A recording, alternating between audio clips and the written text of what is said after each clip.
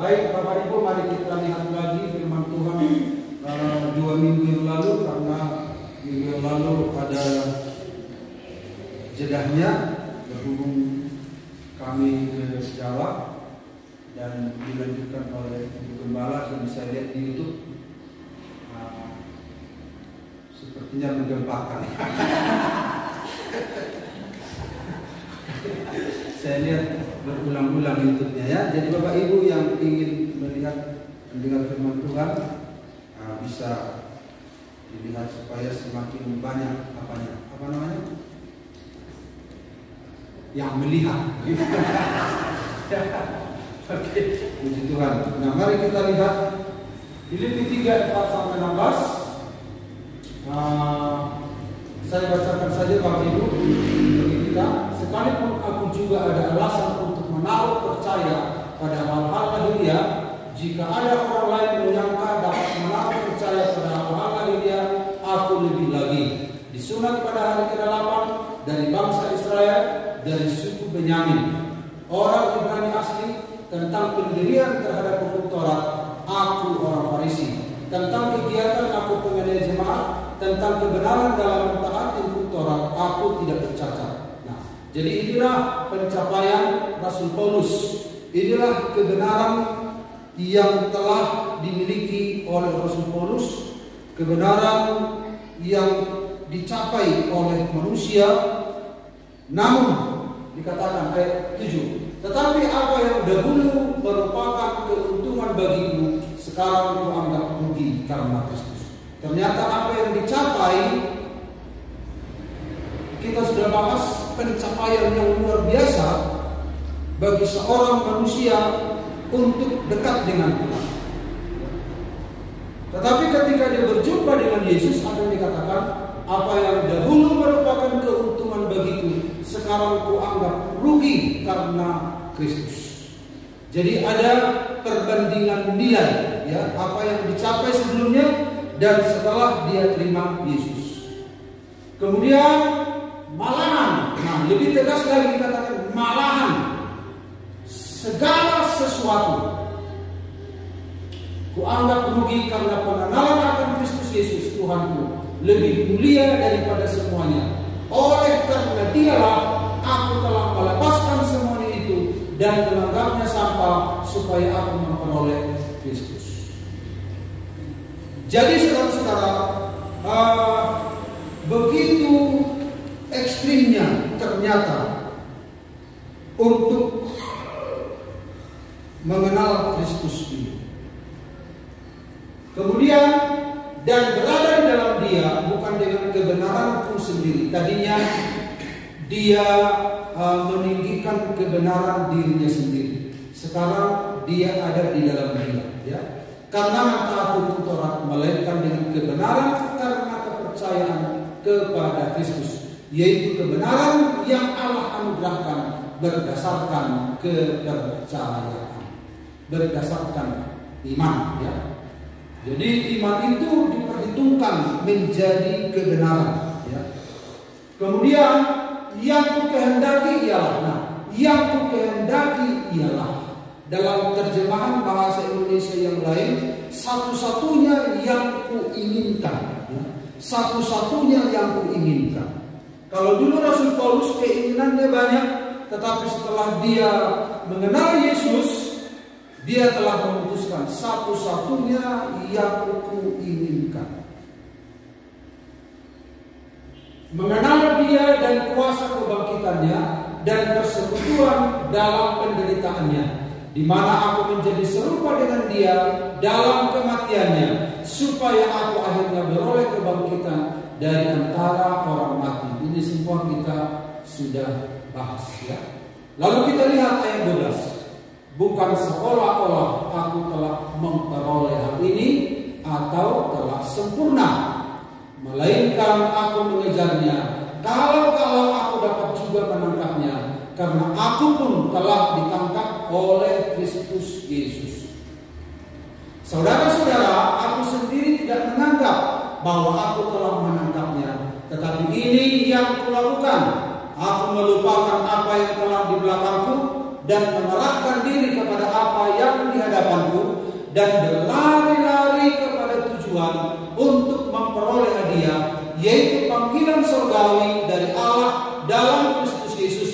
Karena itu, marilah kita yang sempurna berpikir demikian. Dan jikalau lain pikiranmu tentang salah satu hal itu akan dinyatakan Allah juga kepadamu. Tetapi baiklah tingkat pengertian yang telah kita capai, kita lanjutkan menurut jalan yang telah kita tempuh. Haleluya. Jadi kalau 2 minggu yang lalu tema firman Tuhan kebenaran sejati. Nah sekarang kita lanjutkan bagian yang terakhir ini. Ya. Sikap yang membahayakan perjalanan menuju kedewasaan. Jadi kedewasaan itu adalah semakin serupa dengan Kristus. Kedewasaan itu adalah kebenaran sejati. Jadi banyak kata yang sinonim di dalam Alkitab, yaitu serupa dengan Kristus, kedewasaan, yaitu makanan keras, kebenaran sejati. Jadi banyak kata yang sinonim, jadi artinya sama. Ya. Jadi saya ganti istilah supaya kebenaran ini mungkin agak sulit kita pikirkan. Kedewasaan, mungkin kita mudah mengerti tentang kedewasaan. Kalau bicara tentang kedewasaan, dewasa berarti ada masa anak-anak, ada masa lahir, ada masa anak-anak, remaja, kemudian dewasa. Nah, jadi saudara-saudara, jalan yang kita tempuh itu, jalan itu benar, tujuan itu benar. Ada penguatan-penguatan di dalam perjalanan bahwa tujuan itu benar. Ya, ada penguatan-penguatan. Misalnya kita menuju sebuah tempat, menuju ke Pangaloan. Ya. Ayo kita ke Pangaloan. Ayo. Waduh dalamnya dah heradamon. Odo himot. Lanjut. Di tengah jalan, dahon. Yang lain bilang, odo. Gitu. Lihatlah ada rumah di sana. Lihatlah ini. Oh itu. Kemudian lanjut terus.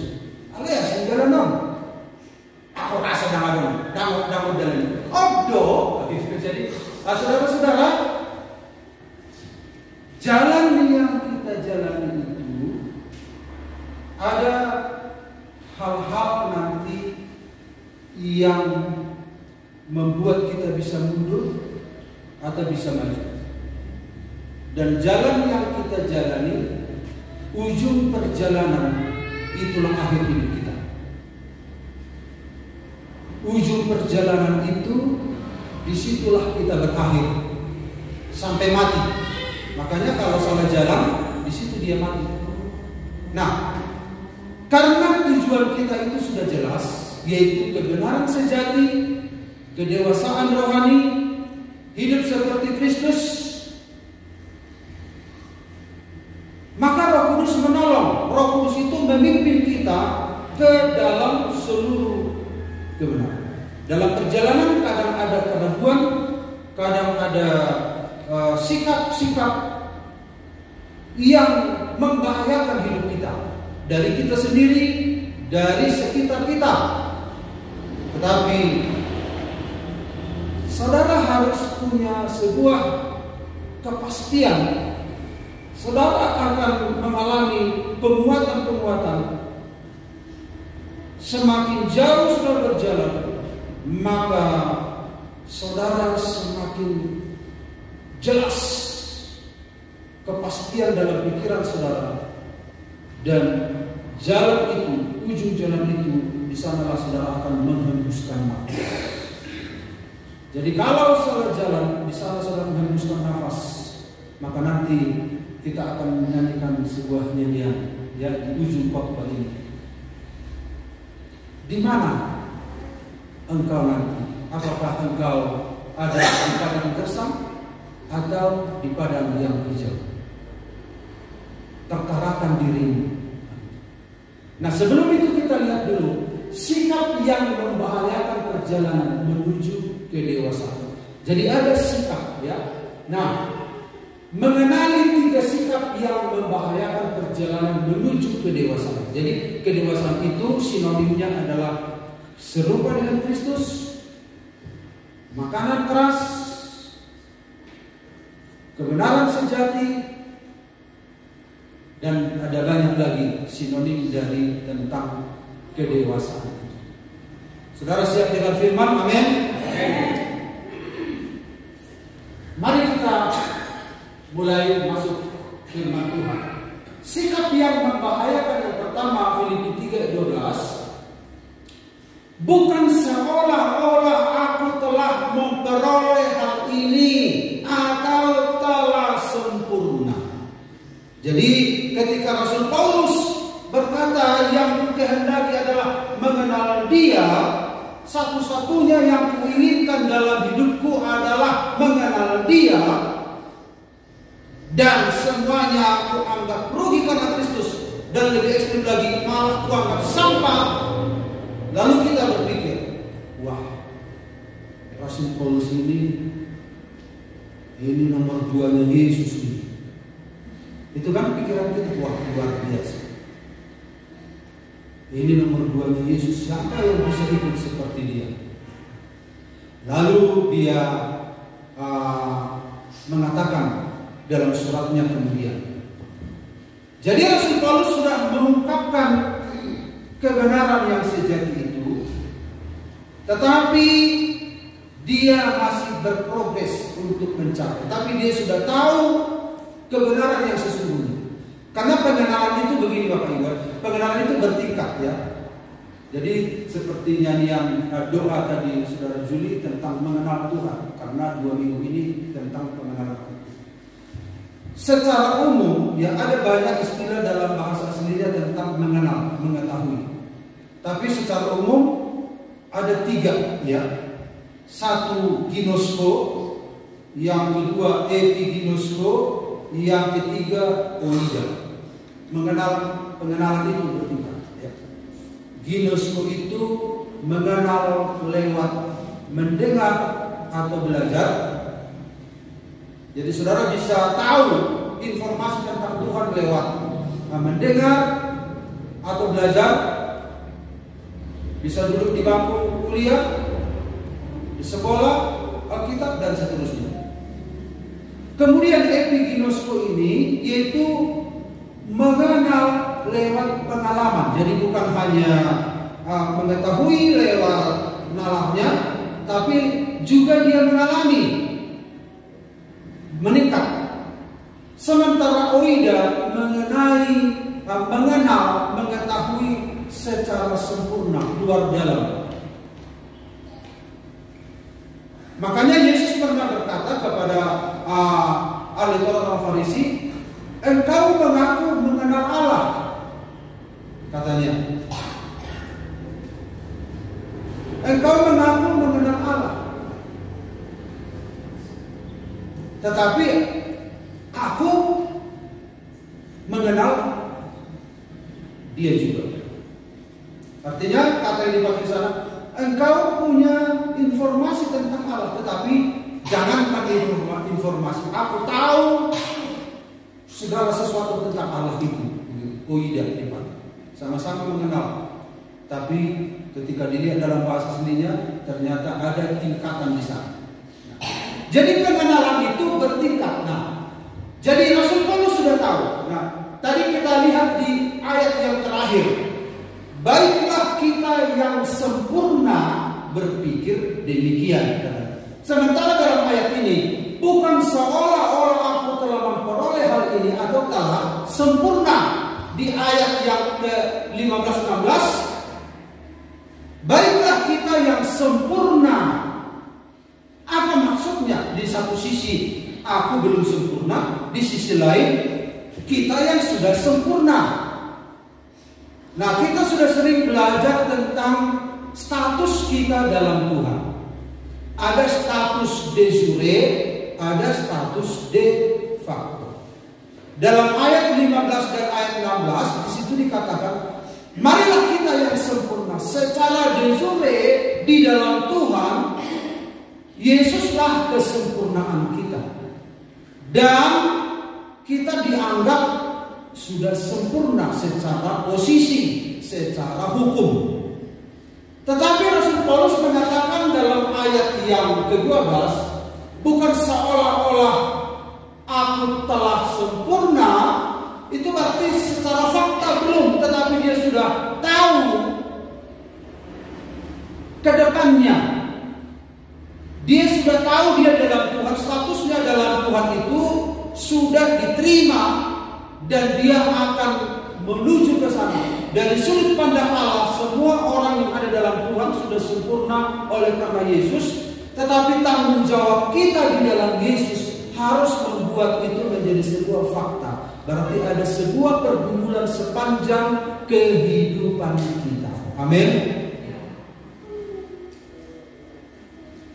Rasul Paulus berkata kepada jemaat Korintus, kamu adalah umat-umat Allah yang kudus, katanya. Semua umat Allah itu kudus. Tetapi kenyataannya kan orang Korintus masih banyak berdosa. Artinya adalah kamu itu sudah dikhususkan oleh Allah. Kamu itu kudus. Tetapi kekudusan itu harus dikerjakan menjadi sebuah fakta dalam kehidupan kita. Nah, bukan seolah-olah aku telah memperoleh hal ini, walaupun aku sudah memberitakan ini, bukan berarti aku sudah mencapai.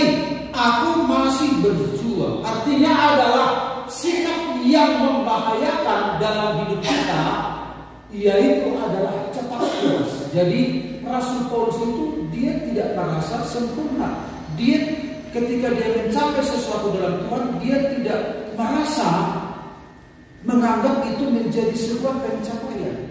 Jadi banyak anak Tuhan merasa puas dengan apa yang sudah dicapai. Sekali seminggu ke gereja kita sudah merasa puas.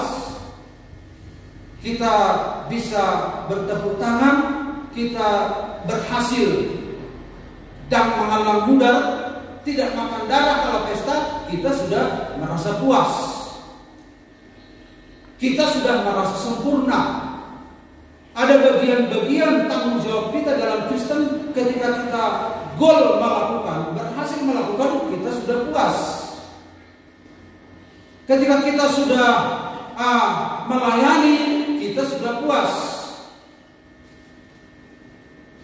Itu sama dengan seorang pemain musik yang di kampung-kampung. Di kampung-kampung kalau pesta dia main musik, wah, orang semua tepuk tangan, semua nari-nari, menortor dan lain sebagainya. Tapi ada seorang pemusik dari kota yang lain. Orang ini gimana nih? Kok begini main musiknya gitu? Tapi di kampung karena dia merasa dia adalah pemain musik terbaik,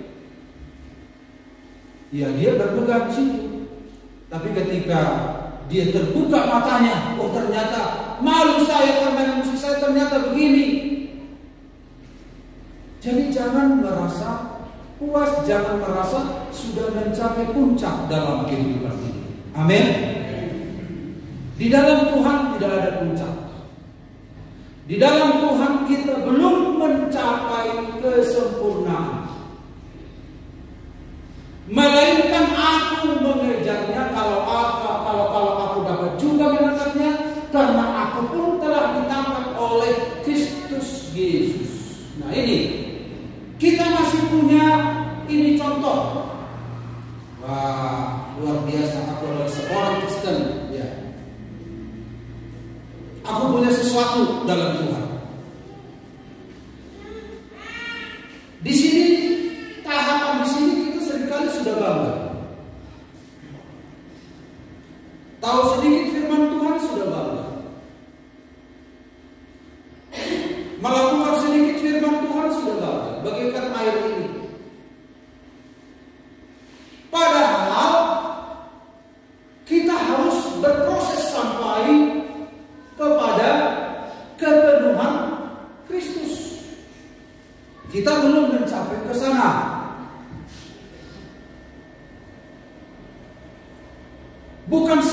oleh Aku telah sempurna.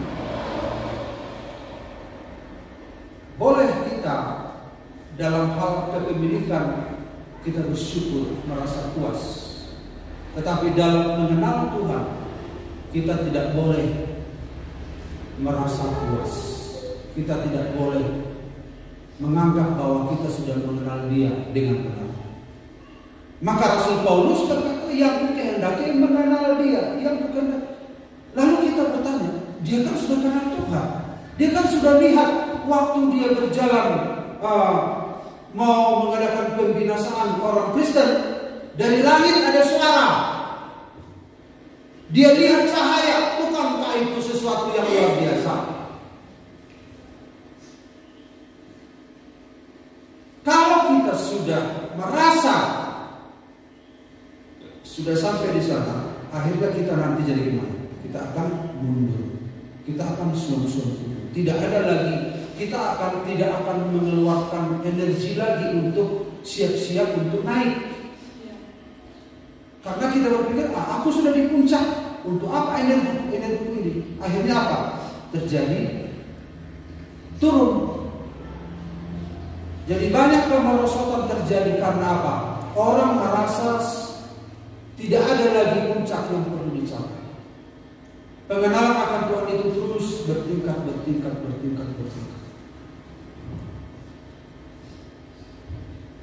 Dalam 2 Petrus 1 ayat 1 sampai 9, kalau dibaca Bapak Ibu, ada seorang anak Tuhan membaca, silakan.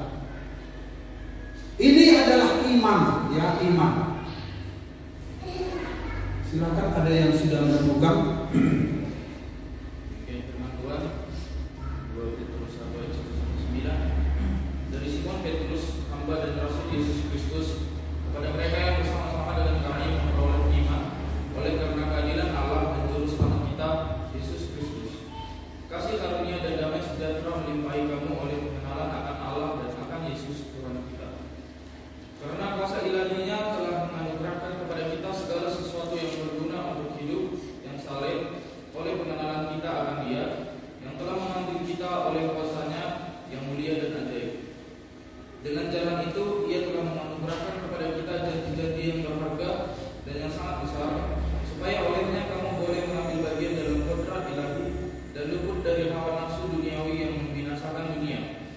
Justru karena itu kamu harus dengan sungguh-sungguh berusaha untuk menambahkan kepada imanmu kebajikan, dan kepada kebajikan pengetahuan, dan kepada pengetahuan penguasaan diri, kepada penguasaan diri ketegunan, dan kepada ketegunan kesalehan, dan kepada kesalehan kasih akan saudara-saudara, dan kepada kasih akan saudara-saudara kasih akan semua orang.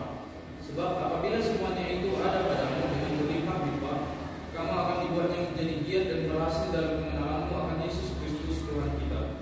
Tetapi barang siapa tidak memiliki semuanya itu, ia menjadi buta dan picik, karena ia lupa bahwa dosa-dosanya yang dahulu telah dihapuskan. Ayat 10 dan 11. Karena itu, saudara-saudaraku, berusahalah sungguh-sungguh supaya panggilan dan pilihanmu makin teguh. Sebab jikalau kamu melakukannya, kamu tidak akan pernah tersandung. Dengan demikian, kepada kamu akan dikaruniakan hak penuh untuk memasuki kerajaan kekal, yaitu kerajaan Tuhan dan Juru Selamat kita, Yesus Kristus. Amin, Bapak Ibu. Nah, dikatakan di sini, saudara-saudara, karena kuasa ilahinya telah menganugerahkan kepada kita segala sesuatu yang berguna untuk hidup saleh, dan oleh pengenalan kita akan Dia yang telah memanggil kita oleh kuasanya yang mulia dan ajaib. Nah, ayat kelima, justru karena itu kamu harus dengan apa? Sungguh-sungguh berusaha untuk menambahkan kepada imanmu kebajikan, pengetahuan, penguasaan diri, dan seterusnya. Ayat yang ke-8. Sebab apabila semuanya itu ada padamu dengan berlimpah-limpah, kamu akan dibuatnya menjadi giat dan berhasil dalam pengenalanmu akan Kristus Tuhan kita. Kemudian ayat yang selanjutnya. Tetapi barang siapa tidak memiliki semuanya itu, ia menjadi buta dan picik, karena ia lupa bahwa dosa-dosanya yang dihapuskan. Artinya seorang anak Tuhan, saudara-saudara, untuk menambah mengenal Allah meningkat lagi, supaya kita semakin mengenal kebenaran, kita harus menambahkan ke dalam iman kita itu hal-hal yang tadi. Jadi ketika kita diselamatkan, oh haleluya, puji Tuhan, lalu kita lipat tangan, lalu umur kita misalnya 20 tahun ketika kita terima Tuhan, lalu kita lipat tangan, oh haleluya, puji Tuhan, aku anak raja, engkau anak raja, kita semua anak raja.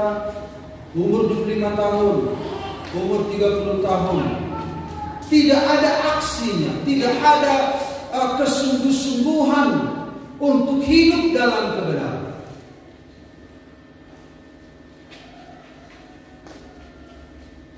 Ini adalah dunia ini. Lalu Tuhan menyelamatkan kita bukan hasil usaha kita, tapi oleh anugerahnya Dia menempatkan kita ke titik di mana manusia jatuh dalam dosa. Lalu apa yang terjadi? Apakah Tuhan membiarkan kita di posisi itu? Tuhan ingin kita bergerak menuju kepada kesempurnaan. Adam saja ketika dia diciptakan, dia berproses. Memang secara fisik dia diciptakan dewasa, tetapi secara jiwani dia berproses. Dia perlu melatih pikirannya, dia perlu melatih jiwanya. Tidak ketika dia diciptakan menjadi manusia, lalu tiba-tiba dia katakan ketika ada binatang-binatang, hei namamu kera, namamu monyet.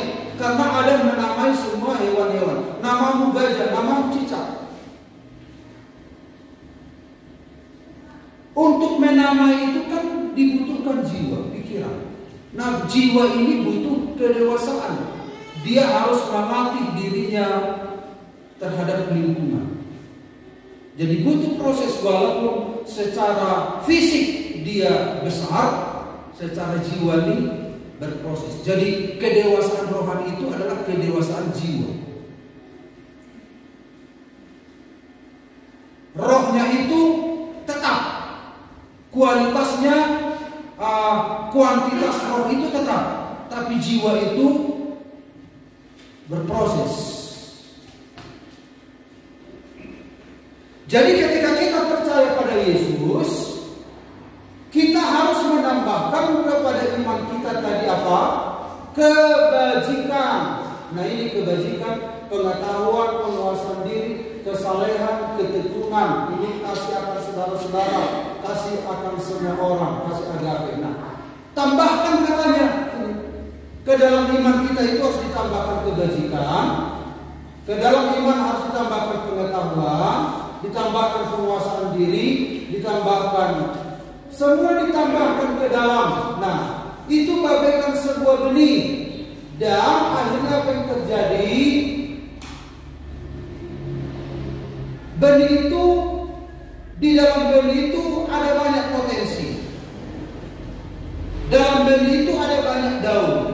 Dalam benih itu ada batangnya. Dalam benih itu ada rantingnya.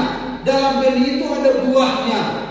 Nah, di situ semua ada tadi kebajikan, kemurahan, penguasaan diri, kasih akan saudara-saudara. Semua ada di sini. Semua ada di dalam. Tetapi saudara-saudara, ini harus tumbuh di tanah hati yang gembur, sehingga apa yang terjadi? Maka benih itu mengeluarkan apa yang ada di dalamnya, dan dia akhirnya tumbuh besar, terus dan berbuah. Inilah yang disebut dengan kesempurnaan. Nah, kesempurnaan itu, keserupaan dengan Kristus itu dimungkinkan karena sudah ada potensi di dalam. Dan itu harus diusahakan. dikerjakan. Jadi kalau kita hanya puas di sini, kita itu pikiran sempit. Setiap anak Tuhan harus bertumbuh dan berbuah. Amin. Kalau ada berkata yang penting masuk surga, itu namanya picik. Tuhan tidak inginkan kita seperti itu. Tetapi orang yang tidak mempunyai sifat-sifat itu, pandangannya picik. Ia tidak bisa melihat dan ia lupa bahwa dosa-dosanya yang lampau sudah dibersihkan. Jadi jangan cepat merasa puas atau merasa sudah sembuh. Tetapi saudara harus terus bergerak. Kalau saudara sudah bisa, misalnya anak-anak saudara bandel, lalu sewaktu saudara satu hari Senin saudara sabar, puji Tuhan, lalu saudara puas, itu saja kepuasan saudara. Oh, aku sudah bisa mengatasi anak saya. Hari kapan kau sabar? Senin. Kalau Selasa sabar? Iya, sabar. Hari Rabu, Kamis, Jumat, ya sabar. Lalu kita puas. Padahal masih banyak lagi hal-hal di mana kita harus mencapainya. Tentang mengasihi, tentang mengampuni, tentang memberi, tentang setia, tentang bebas dari dosa, banyak hal.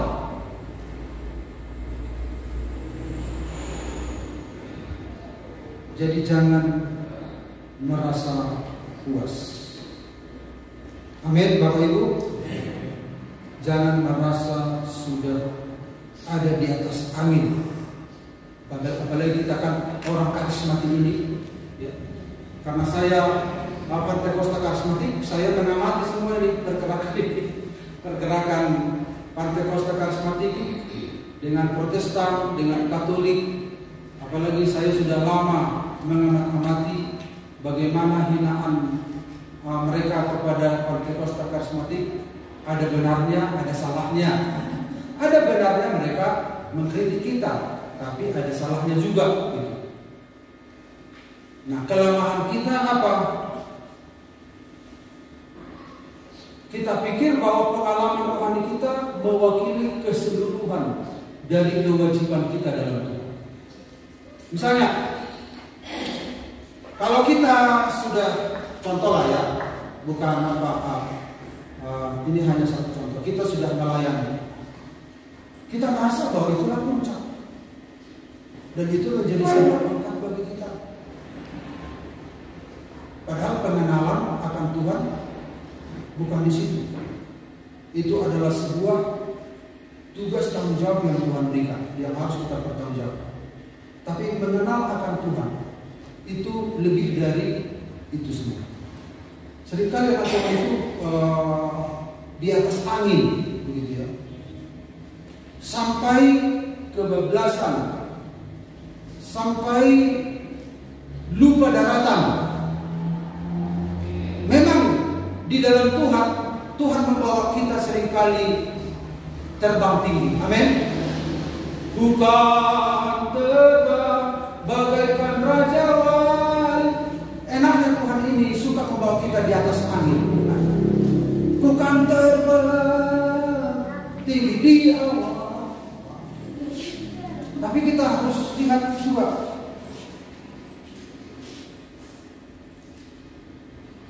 ke bawah. Makanya Paulus bilang, aku tahu tentang seorang Kristen, entah di dalam tubuh, entah di luar tubuh, aku tidak tahu. Orang itu pernah dibawa ke tingkat ketiga dari langit. Di sana dia mendengarkan kata-kata yang tidak terucapkan manusia. Artinya dia punya pengalaman rohani. Tentang orang itu aku mau bermegah, tetapi tentang diriku sendiri tidak. Padahal dia itu sebenarnya. Tapi artinya adalah betapa indahnya masa depan yang Tuhan sediakan. Tetapi aku masih hidup di dunia. Aku harus bergulat, aku harus hidup dalam kebenaran, aku harus memikul salib, aku harus memekang diri, dan lain sebagainya. Nah, yang berikut. Nah, jadi kesimpulan yang pertama, jangan terus puas dengan apa yang kita sudah capai. Amin. Saudara harus terus merindukan Tuhan, ingin mengenal Tuhan. Dan saya tahu Bapak Ibu juga melakukan hal yang sama. Mungkin ada mirip dengan saya karena sering juga saya sampaikan Bapak Ibu sedikit banyak telah terpengaruh sedikit banyak karena firman Tuhan itu kan mempengaruhi. Kadang-kala kan kita terkapar. Oh haleluya, Jesus. Amin. Menyenangkan. Oh Jesus.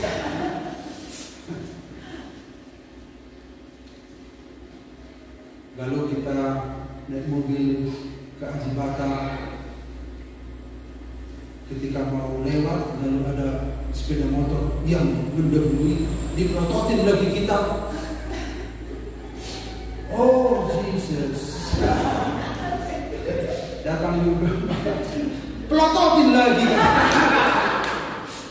Padahal itu mau 10 malam. Hadirat Tuhan dialami di Parapat, mau dibawa ke Ajibata. Gimana ini? Pelototin gimana? Tapi itulah manusia kita, harus berjuang lagi. Bukan kita orang bodoh. Datang saja. Dia kan pendatang di sini. Kata, oh, emangnya kita nggak pendatang? Harusnya dia tahu. Coba kalau saya prototin, padahal itu kan mempengaruhi juga hal rohani kan. Bagaimana saya mimpi 10 malam? Haleluya, Tuhan kirim roh api. Akhirnya api apa yang datang? Nah itu juga harus kita antisipasi dalam hidup kita. Banyak hal. Tuhan, waduh, jadi kadang kita terbalik. Oh Jesus.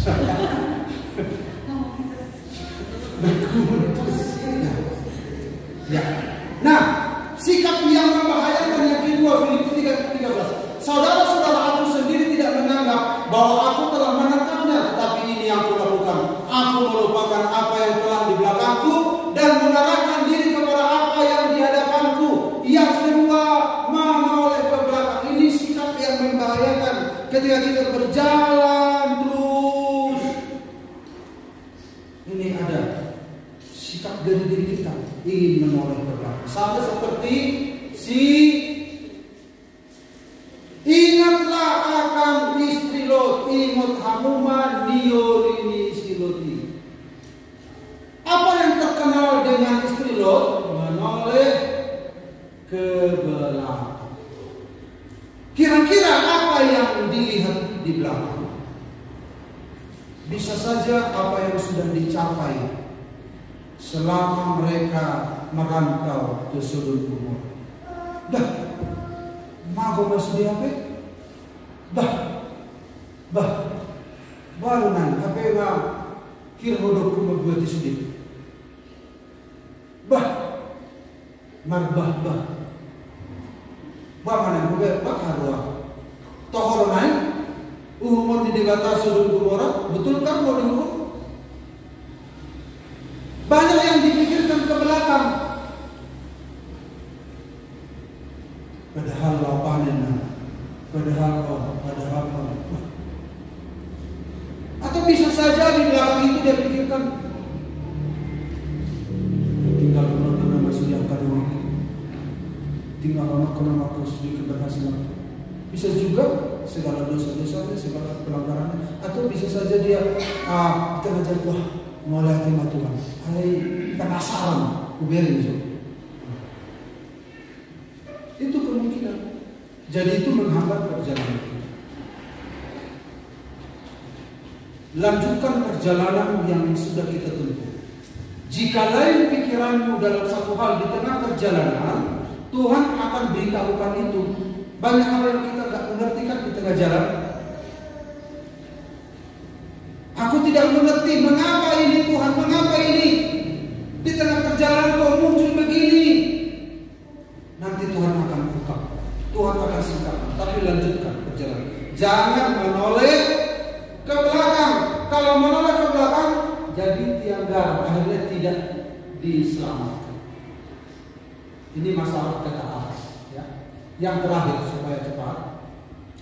Filipi 3:14, dan berlari-lari kepada tujuan untuk memperoleh hadiah, yaitu panggilan surgawi dari Allah dalam Kristus Yesus. Berlari-lari berarti sikap yang membahayakan dari seorang anak Tuhan adalah lamban, lele. Sikap lamban ini, dia tidak segera merespon. Jadi kedewasaan rohani itu saya katakan ketika kami dari Silangit di perjalanan menuju ke sini, ada ngobrol-ngobrol dengan Yohana tentang bagaimana ikut Tuhan ini. Saya katakan orang yang semakin menuju ke sana, menuju kepada kedewasaan, responnya semakin tajam. Dia merespon dengan tajam. Dia semakin sensitif. Salah satu ciri kedewasaan responnya itu. Misalnya seorang anak bertumbuh di dalam rumah, responnya itu akan rumah itu semakin tajam. Responnya terhadap perintah makin tajam. Responnya terhadap suasana rumah, misalnya ada gelas di situ, dia berespon. Oh, ini gelasnya di sini. Misalnya pintu masih belum terkunci malam-malam, langsung berespon, dia harus kunci. Akhirnya semakin dewasa seseorang tidak perlu lagi dibaga-bagai.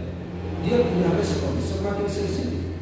Semakin kita dewasa dalam Tuhan, respon kita pada Tuhan semakin sensitif, saudara-saudara. Kita mulai mengambil tanggung jawab di dalam rumah itu. Kita sudah bisa mulai membaca pikiran seorang anak, mulai menduga pikiran orang tua. Ada orang mama, kayaknya wajahnya kok begitu. Dia sudah bisa memahami emosi yang ada di rumah. Akhirnya dia bisa mulai mengambil tanggung. Di dalam gereja pun begitu. Kedewasaan rohani kita pun terlihat dari respon kita tentang pergerakan gereja Tuhan. Amin, Bapak Ibu. Coba kalau kita sudah dewasa tapi tidak ada respon, kita lamban. Bangun, kita bilang. Bangun, iya Pak. Bangun, iya Pak. Tapi kita tunggu 1 jam lagi. Bangun, iya Pak. Jadi seorang anak yang belum responnya, kedewasaannya belum meningkat, dia tidak sadar yang diucapkan itu. Iya Pak, padahal ucapan itu ada eksekusinya. Ucapan itu harus ditindaklanjuti. Lalu saya katakan, kasih tahulah menit keberapa kakimu beranjak biar aku tahu gitu. Jangan asal bilang iya tapi gak tahu menit keberapa kau akan tinggalkan tempat tidurmu. Biar aku siap-siap menunggu. Oh, ini menit kelima ya. Oke, saya sabar menunggu menit kelima. Atau kecuali dibilang, iya Pak, tapi 5 menit lagi ya. Nah, boleh. Iya Pak, 10 menit lagi ya. Jangan dibilang, iya Pak, tapi 1 jam lagi. Berulang-ulang. Berarti responnya, sensitivitasnya belum ada. Walaupun fisik bertambah besar, tetapi responnya belum ada, belum terlihat, berarti belum dewasa. Jadi kedewasaan bukan masalah fisik, salah satu adalah respon semakin tajam. Kita merespon apa yang Tuhan katakan. Kalau dikatakan begini, kita langsung merespon.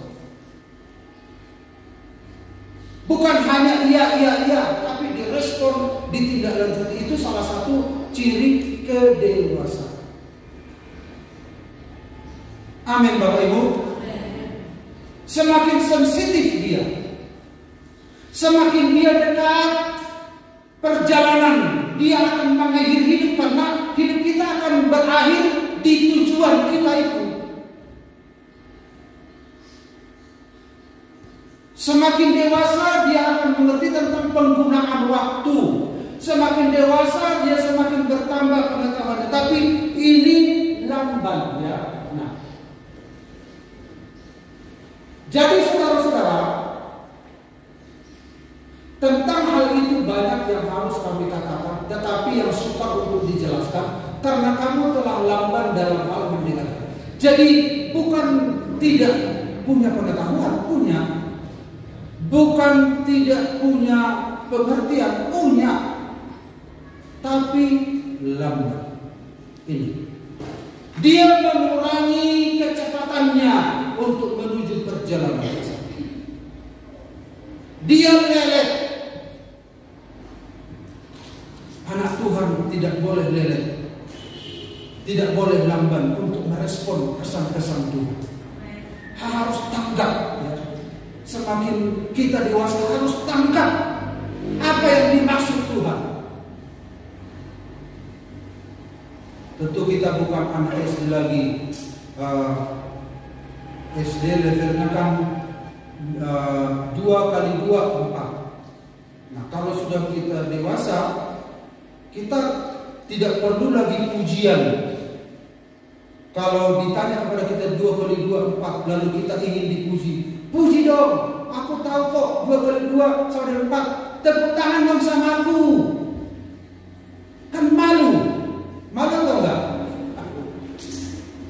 Yeremia 2 kali 2 berapa? Perlu kita tepuk tangan sama dia? Oh, puji Tuhan, mujizat. Haleluya. Allah hadir di sini. Oh, tahu dia. Oh, tahu dia. Haleluya. Dan juga akan alkohol tumbang. Tidak perlu dipuji begitu karena bukan levelnya lagi.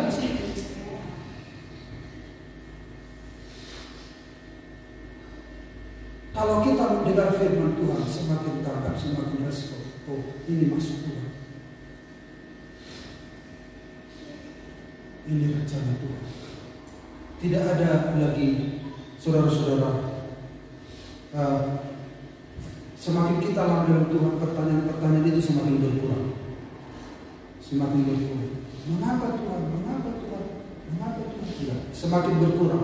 Memang bertanya, ada pertanyaan, tapi kalau lain pikiranmu tentang satu hal itu akan dinyatakan. Tapi jangan bertanya melulu, kata Tuhan. Jalan. Nanti akan menjelaskan di tengah jalan. Jadi kalau kita bertanya, berhenti, gimana nya? Akhirnya waktu habis kan? Di tengah perjalanan. Makanya ada lagu kata, di padang lautu surut, Tuhan Yesus memakai nama. Gak tahu ya Bapak Ibu. Lagu anak Tuhan zaman sekarang apa? Gak iso buta. Nah, itu lagu kami zaman dulu. Jadi di tengah jalan itu Tuhan yang memelihara, menjaga, memberikan jawaban-jawaban. Sementara kita jalan. Amin. Sebab sekalipun kamu ditinjau dari segi waktu, sudah seharusnya menjadi pengajar. Kamu masih perlu diajarkan asas-asas pokok jadi peringatan Allah, dan kamu masih memerlukan susu, bukan makanan keras. Sebab barang siapa masih memerlukan susu, ia tidak memahami ajaran tentang kebenaran. Ingat, seorang anak kecil, dia tidak akan memahami pengajaran tentang kebenaran, pengajaran tentang kedewasaan, pengajaran tentang hidup seperti Kristus, sedang berserupa dengan Kristus.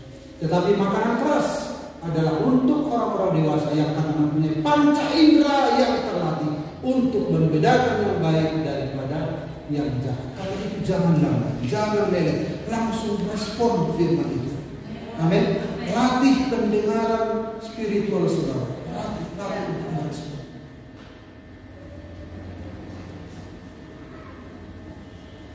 Itu ada berkali-kali dalam Alkitab dikatakan tentang lambat. Kita harus baca semua karena waktunya sangat.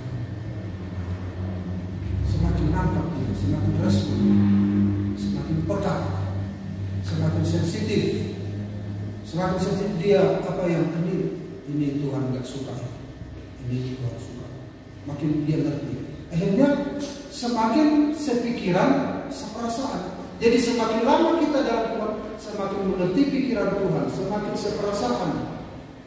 Akhirnya semakin segambar dan serupa dengan Dia. Jadi jalan yang kita jalani, di ujung itulah kita akan mati. Di sanalah kita akan berakhir. Kemarin baru dikubur seorang anggota jemaat kita di Jepang. Lalu sebelum dikubur, ngumpul-ngumpul dengan bapak-bapak. Jadi hari Minggu lihatlah sebenarnya kuburan kita masih banyak, masih luas. Pilih di Guluan atau di Siopang. Lihatlah hari Minggu wajah-wajah mana yang akan mau berangkat. Wajah-wajah mana yang akan berangkat.